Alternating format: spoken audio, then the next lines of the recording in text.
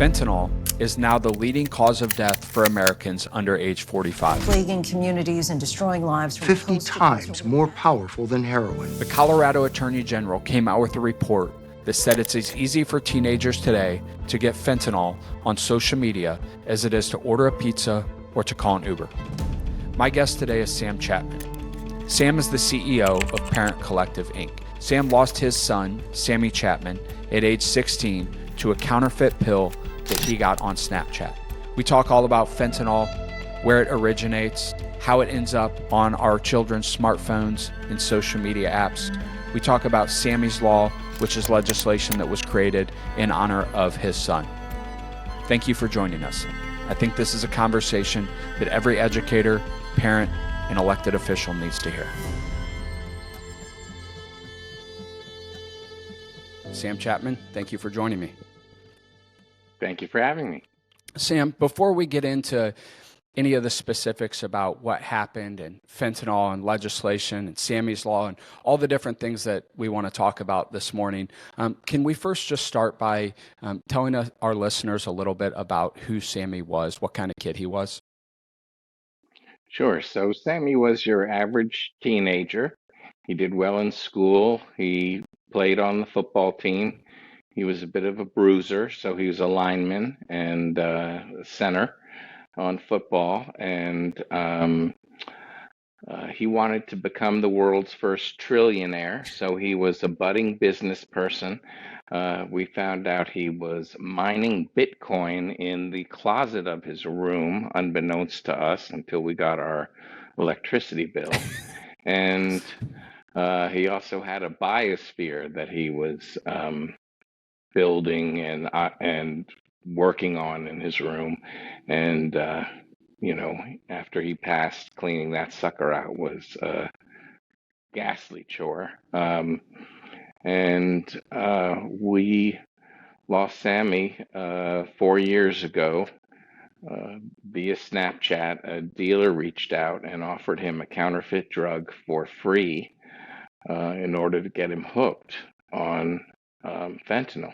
And the Snap had colorful emojis and a menu of choices, and it said, Mr. Dan 248, I deliver at the bottom. And the lethal dose that killed our son was delivered to our front yard after we were asleep like a pizza. And we found him dead on the floor. I should say his younger brother, unfortunately, found him dead on the floor and called us, and I tried to resuscitate him while my wife was on the phone with 911. And he was too far gone. There was no resuscitating him. The EMTs showed up and the firemen, and they worked on him for 45 minutes, and that didn't work. And then the police came and told us, that we couldn't do anything right away. We said, well, let's get back on Snapchat and order more, and you guys can hide your cars, and let's have the dealer come to the house. And they said, that's not how we do it. So we said, well, let's reach out to Snap Inc. and find out about his profile. We lived in Santa Monica at the time, which is the same town where Snap Inc.'s headquarters are. And the police said that they wouldn't do that because Snap Inc. doesn't return their phone calls and doesn't help the police with these cases. And mind you, this is their hometown police force. So that's despicable. How did you know that it was Snapchat so quickly, that he got it through Snapchat? So my wife reached out to his best friend who had a screen grab of the snap that killed him. And he sent us the drug menu with all of that information on it. And so we later found out with our lawyers that Snap Inc. was actually letting the drug dealers know when law enforcement would inquire about their profile. They felt like they had an obligation to their user beyond not the user who was killed, died. the user who was murdered, the user who was selling fentanyl to minors. unknowingly. Exactly, and murdered is the right word. Sammy was poisoned. Parents of this ilk are uh, keen to let the world know this isn't an overdose. He didn't intend to take fentanyl and then take too much of it. It was poisoning, being a counterfeit drug, which is why we say one pill can kill. 50% of the pills sold online, according to the DEA last year, had fentanyl in them, and 50% of those had xylazine or tranq in them. And that's a horse tranquilizer that, like fentanyl, reduces respiration. And the cartels put the tranq in with the fentanyl because it extends the feeling of being high. The fentanyl wears off quickly, and then they get tranquilized and they're sort of out of it. And unfortunately for these addicts, if you will, and the people who get poisoned, tranq is necrotic, and people are showing up in ERs with patches of black skin, and ultimately have to have amputations so that it doesn't spread to the rest of their body. And so we have just a horrible crisis going on. This is as big as COVID was in terms of the death, and fentanyl is the leading cause of death for people under 45 years old. Yeah, and I want to talk about social media's role in all of this and what Snapchat did or didn't do and what they can or can't do moving forward. But before we get into that, could you kind of give just people, I think some people, everybody knows fentanyl, but could you kind of give an overview of just like what this drug is and kind of its journey from chemical form onto Sammy Chapman's phone into your home? Like, how does that all work? So, fentanyl is a synthetic opioid with several analogs. It is much stronger and more addictive than heroin.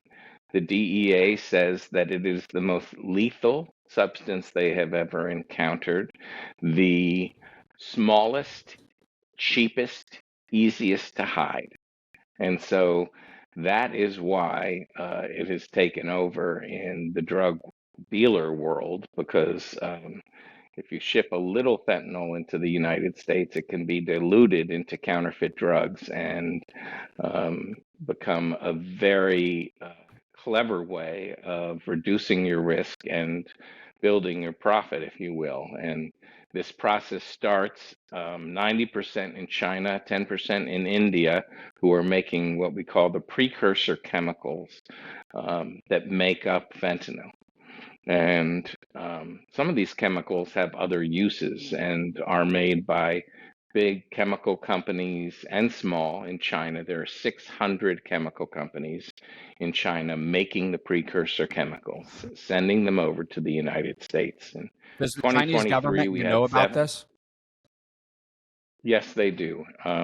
In 2023, we had over 73,000 deaths from fentanyl, and China had none. So they are, in fact, financing the manufacture and sale abroad of fentanyl from the Chinese Communist Party.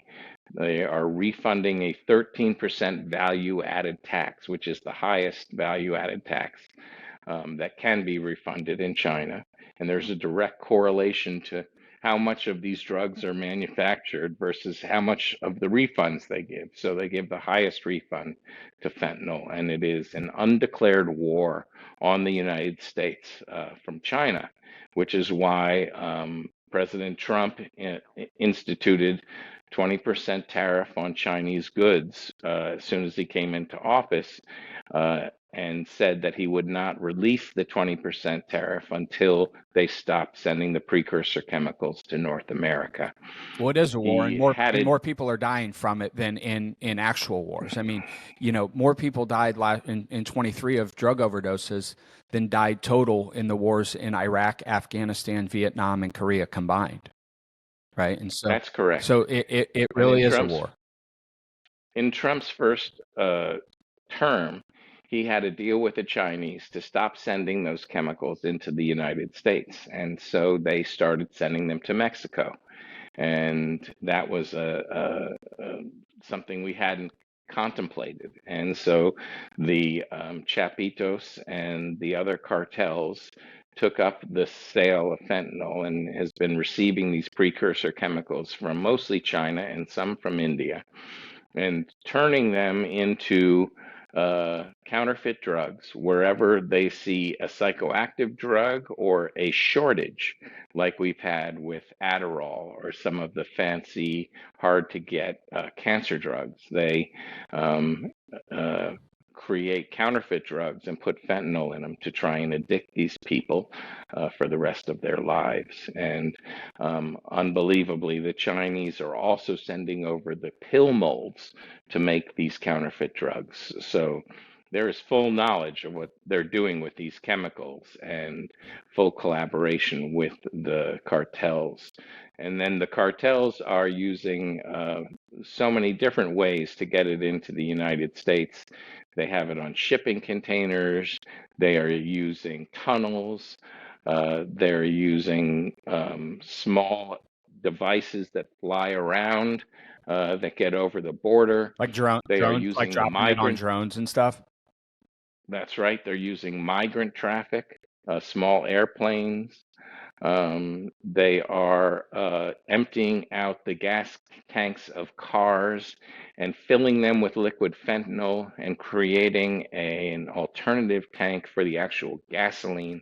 The cars are only making a one-way trip, and then driving them across the border, sometimes using Americans to do this deed, this particular deed, because they get across the border more easily. And then when, for instance, the migrants get across the border or the cars do, Facebook kicks in and is taking sort of young adults with pickup trucks to come down to the border and pick up the mules and the substances and bring them to drug labs and dealers here in the United States.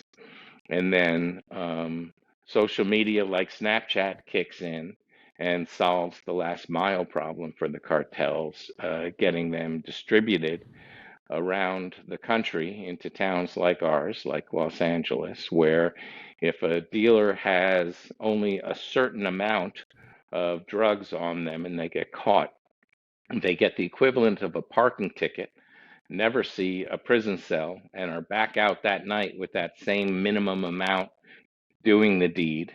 And those that do get arrested in cities like New York and Philadelphia, Chicago, used to be Los Angeles, but now we have Nathan Hochman as our new DA. We kicked out the DA that was letting them out. But the DAs in a lot of these liberal cities are letting the fentanyl dealers walk. They're George Gascon here in Los Angeles wasn't prosecuting any of the fentanyl crimes, including the murder of my son, Sammy, where the DEA and the Santa Monica police found his killer. They actually had him locked up on another charge, and the LA County DA at that time, George Gascon, let him walk out of jail, knowing full well he was Sammy's murderer. And so that is the chain, the horrible chain. And the good news about the chain of destruction that fentanyl is carrying, the path that it's making, is that we can interrupt it at any point and have a material impact on its delivery into our communities. So we need to attack it. Yeah.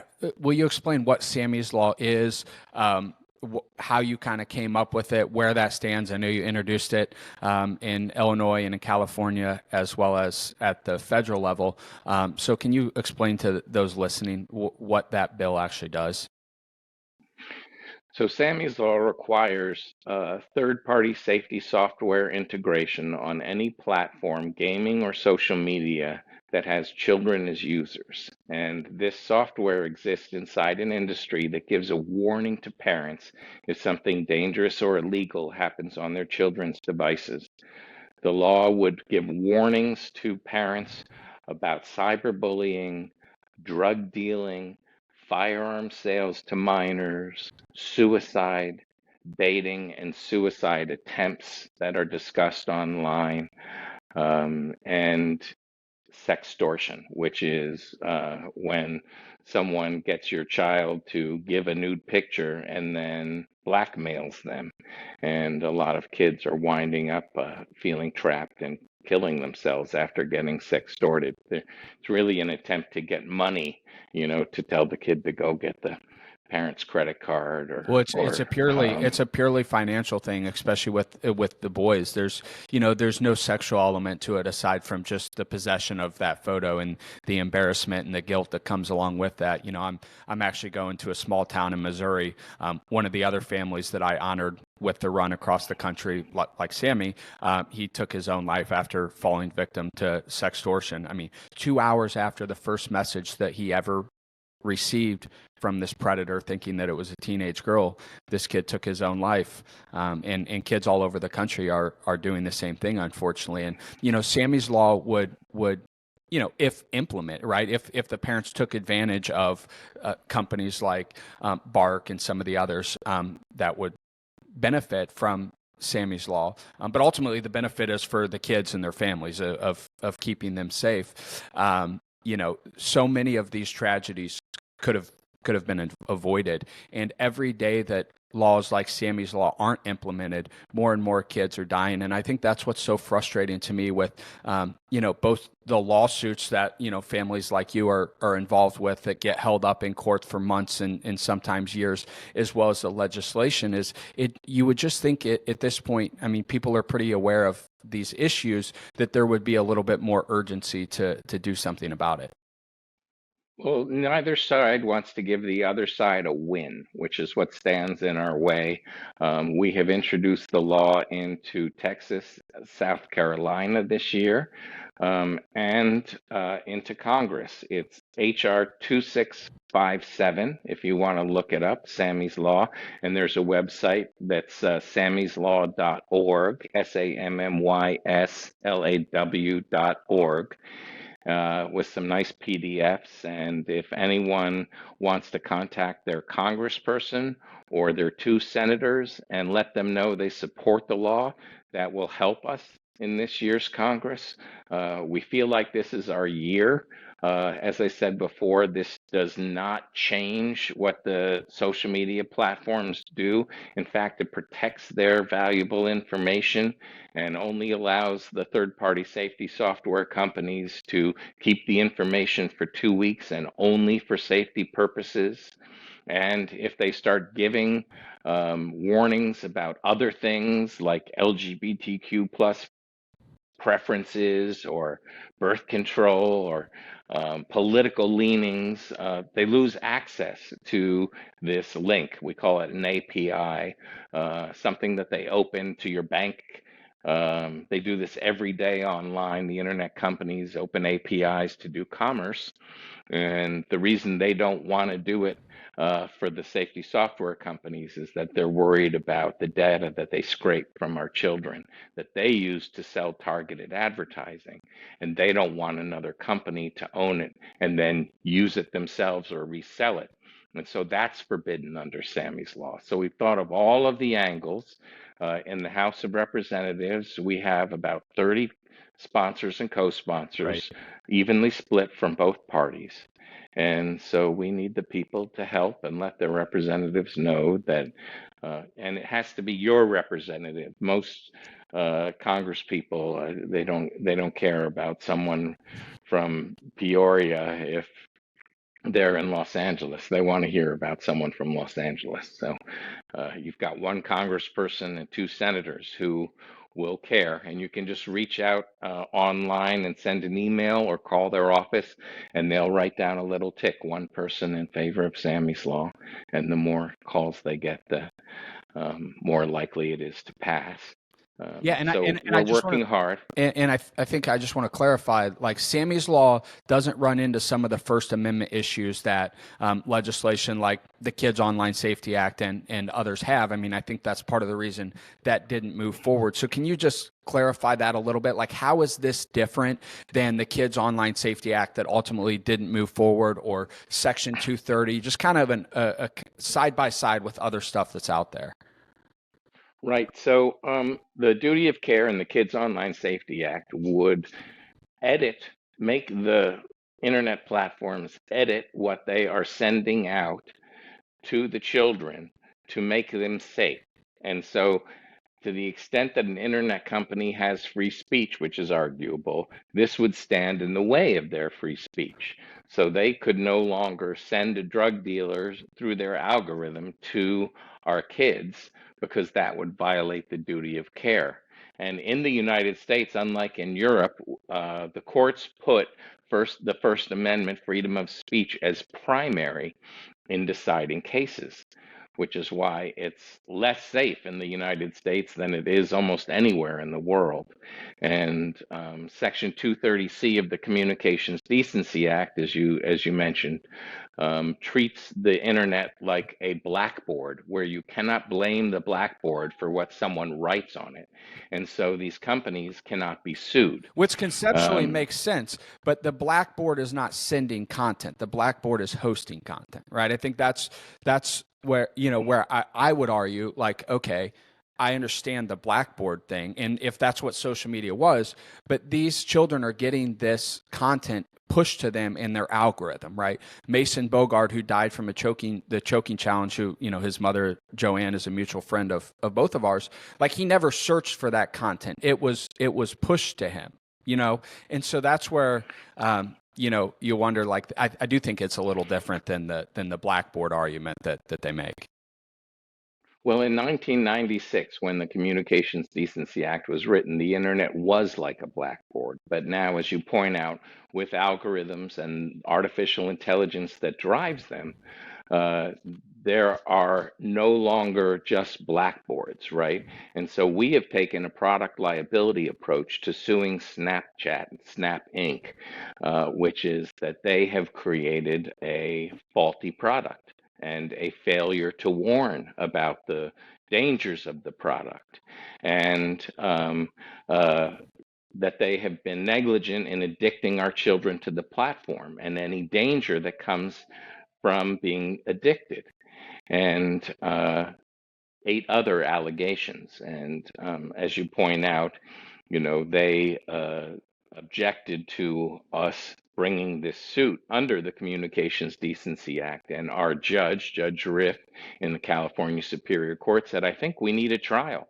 I don't even know, sort of, without a trial, what is Snapchat? Right. Is it a product? Is it a service? Is it a unique environment not contemplated under the law?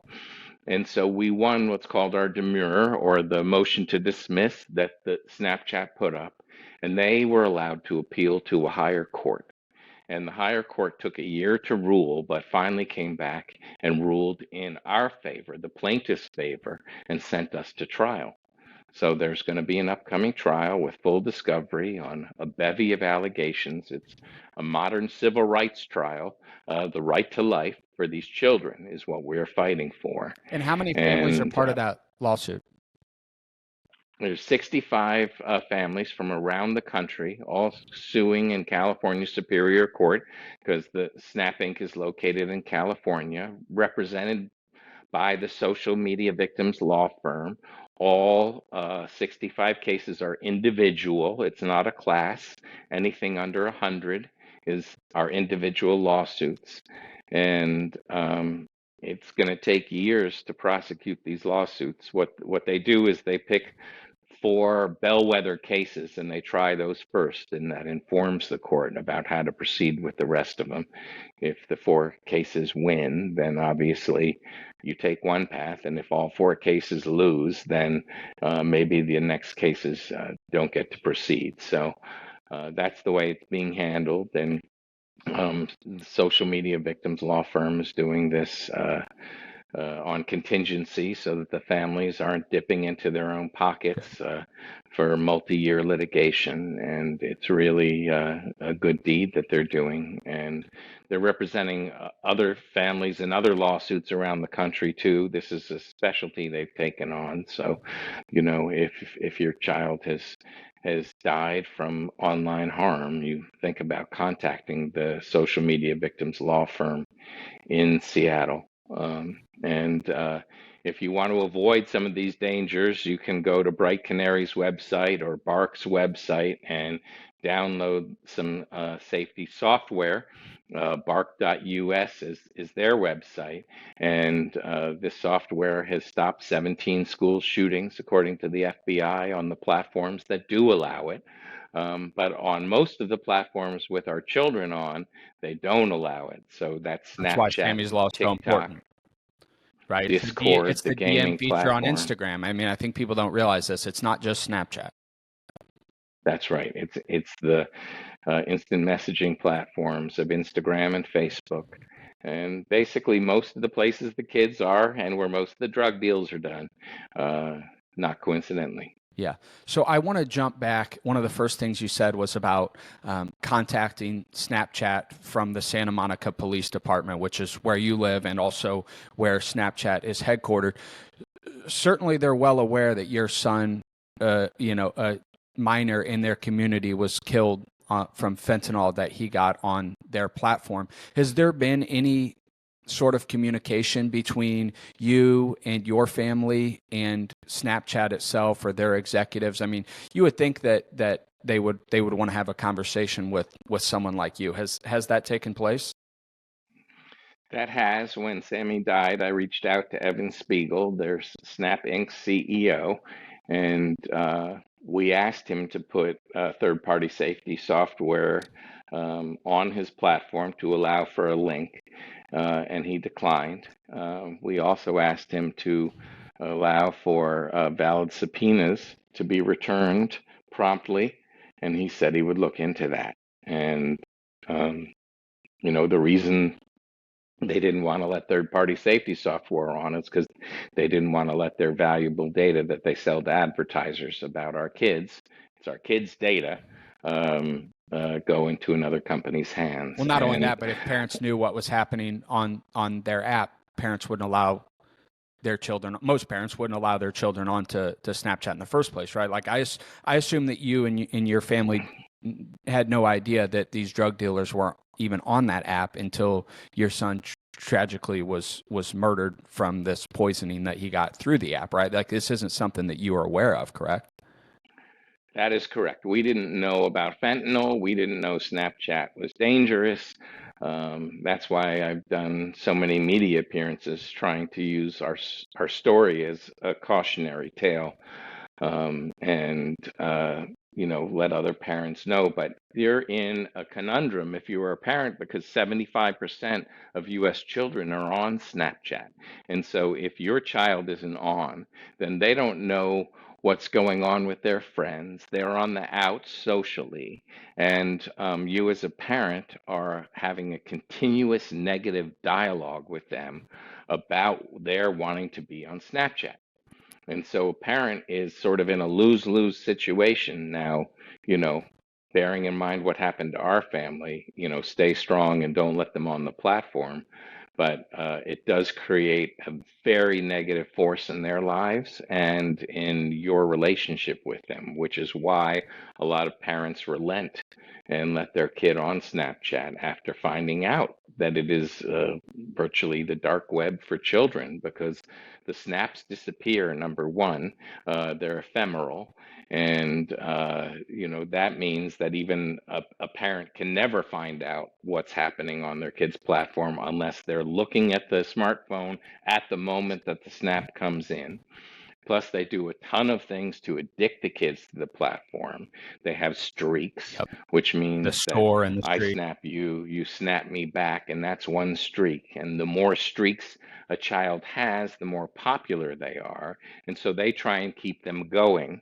And a streak has to be refreshed every day before midnight to continue. At like crazy risks. I mean, I've met kids that are like, if I go on vacation and don't have access to my phone, I give my login and password to one of my friends so that they can keep the streak going with everyone else. And the snap score too, which I imagine is probably the thing you're going to say next, which is how much that user has used Snapchat. I go into these high schools and I ask kids, what's your snap score? And I've heard as high as 3 million. And I mean, a normal number is about 100 to 200,000, but 500,000, 1 million, I hear usually in a high school of 500 kids, there's there's probably 25 of them that have a SNAP score over 1 million. And it's just Yeah, what it is. you can imagine if they put that effort into their homework, how well they'd be doing in school. So you're right. And then there is the Snap Maps feature, which allows a drug dealer to see where your child is and allows them to see where the drug dealer is. So that's super dangerous. And then there's the Quick Ad feature, which allows a drug dealer to network inside a child's network of friends, if you will, and reach out to connect to anyone that they're connected with. So this drug dealer networked inside my son's school to eventually connect with Sammy and offer him this drug menu and give him something, a counterfeit drug for free that ultimately killed him. Yeah. What would you say to other parents who are in this situation where they've tragically lost a child and they're watching our interview and they're thinking about, moving forward, they want to share their story in some way, but they don't know a lot of these parents contact me with, they want to do something, but they don't know what that something is. What would you recommend to them as someone who's not only lived this, but also you have been a great resource for other parents? I mean, many of these parents that do reach out to me, one of the first people I connect them with is you, and you always respond very promptly. And so I know some of the people who are going to be listening to this are in that situation. And so what would you say to those parents as they navigate this? And, how do you find the strength and the courage to, continuously share these stories over and over, especially like on the legislation side where it's like, you may go share this story 50 times in one day with different legislators. Like, how did you navigate sharing it for the first time and continuing to share it? Well, I guess the hard part of sharing it is that they want to feel your pain, so they want to see your emotion, especially when you're doing a TV interview or any kind of interview. Um, and so I just let the sadness come, you know. It's unhealthy to hold it back, and so I consider it an outlet for those emotions and doing a service to other parents who need to be warned. And for the media, they're always looking for the human interest story to go along with either the legislative story or the scientific story about fentanyl. They need the human interest. So I run the Parent Collective, and we do free media support for families who have lost a child and want to get their story out there. So any of your viewers and listeners can contact me at Parent Collective. I'm Chapman at parentcollective.org, and we'll help get their child and their family story out to their local and national media to give the connection that the media needs for those human interest stories on an ongoing basis. Yeah, well, and you've certainly done a wonderful job of that. I mean, I see it every day. I get the Google, not every day, but often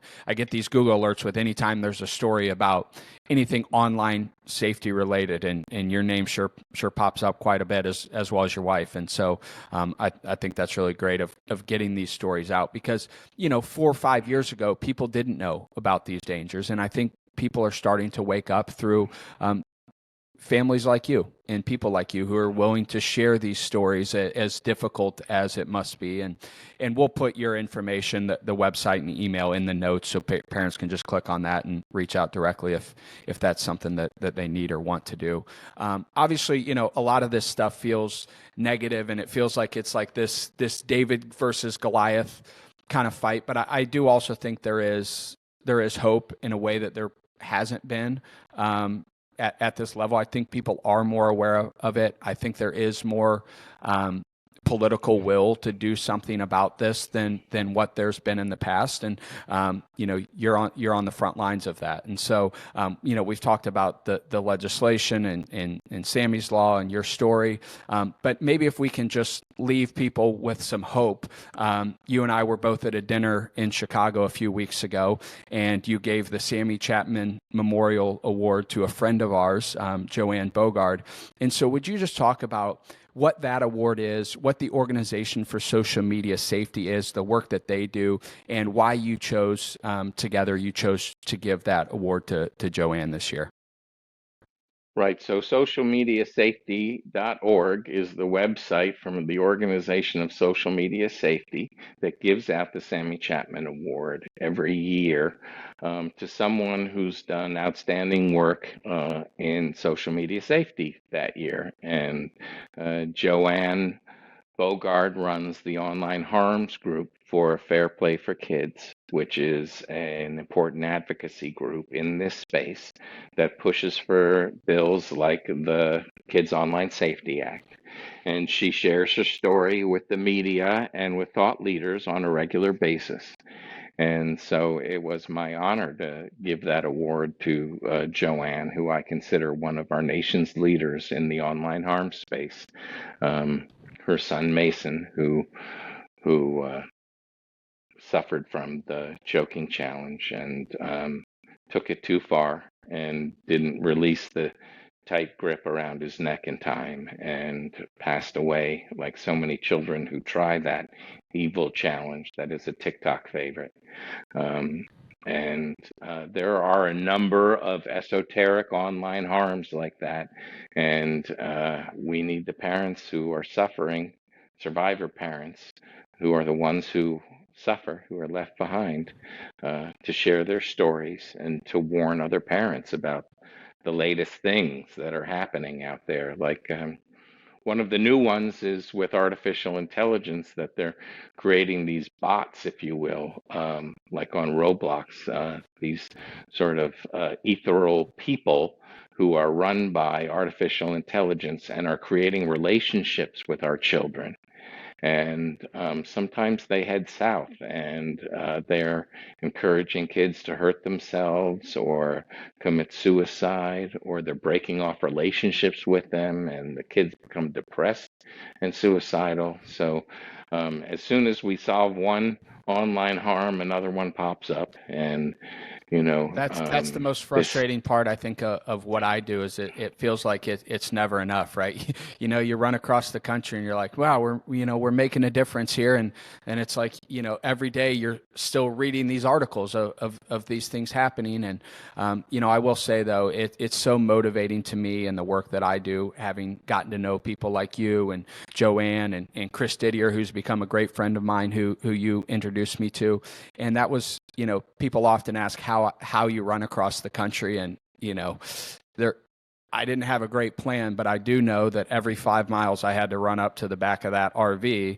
and on the back of the RV were 11 names, and one of those names was your son Sammy, and so that was very motivating to me, and I frankly did feel quite a bit of pressure, and it was not put on by you or any of the other parents, but I just felt like, I wanted to honor those children and their families properly, and not finishing the run to me would have been I don't know if I want to say dishonoring, but that's kind of the frame that I put it in mentally, and that certainly was very motivating to me, seeing those names every single day and hearing from people like you and Joanne and Chris and the miners and so many of the other families. And so I just want you to know, just on a personal level, how much motivation and inspiration that I find from you and other families who are so willing to courageously share their stories on platforms like this, as well as with the leaders in our states and in our nation.